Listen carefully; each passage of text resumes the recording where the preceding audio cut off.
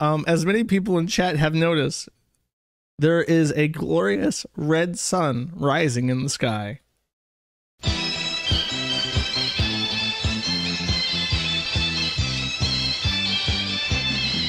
That's right, chat. It's time for the China segment.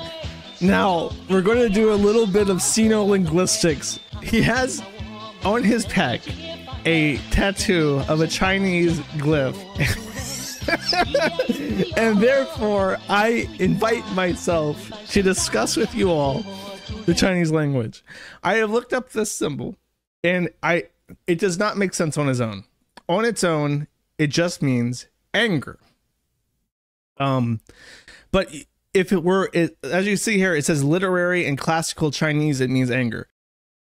You cannot use it by itself. On its own, it doesn't mean anything. However, if we were to talk, I'm going to sit back in my chair.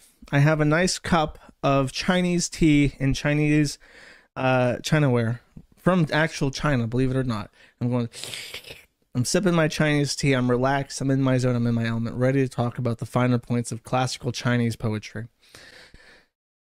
Chinese characters may contain a double entendre when used linguistically. That is a word that has a second meaning based on how it's written or its context in the work. So Chinese characters, especially complicated ones, are not wholly unique. They are composed of what are called radicals, which are smaller Chinese characters that compose the entire glyph. In this instance, you can see that in the character, there are three different parts: the top left, the top right, and the bottom. These each have their own meaning.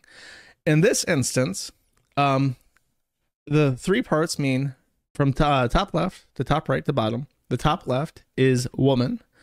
The top right is in addition, it means also.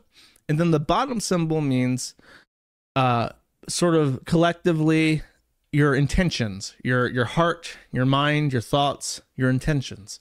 So together you have woman and intentions. But actually the top character, the two characters there are one symbol. They have their own meaning. And as it explains here, the bottom symbol means heart or intentions, and the top symbol, which is two symbols, means slave. And together the word slave and heart means angry. So he has literally tattooed, the story of this character is that, in the linguistic history of this character, is that a slave woman who was not happy with her master harbored anger. And now in modern Chinese context, it just means, as a particle, it can mean anger.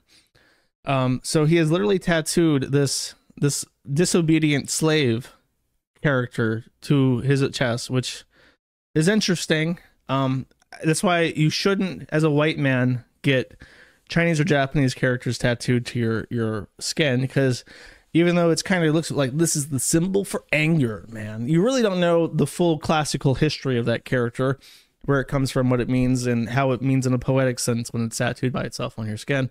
And to further cement that this is what this means, there is a Chinese speaker pointed out to me that there is a counterpart which is written almost exactly the same way, but it has a completely different meaning.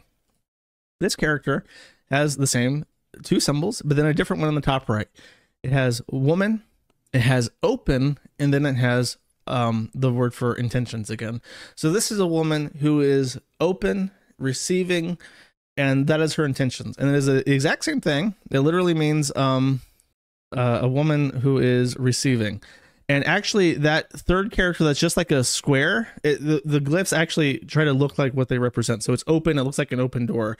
The square actually is a modern Chinese slang for blowjob. So the woman has the intention of a blowjob, and therefore the symbol means to show consideration for others, or to forgive, or to pardon. So in the classical Chinese poetry context of this symbol, the slave has forgiven her master, and therefore she has forgiven him, and that's the modern Chinese word for forgive. But on his skin, he has the word for anger, so he has not tattooed the slave blowjob intention. He has shown the slave anger intention. And that, my friends, my proud Maddie listeners, is your Chinese thingy of the day.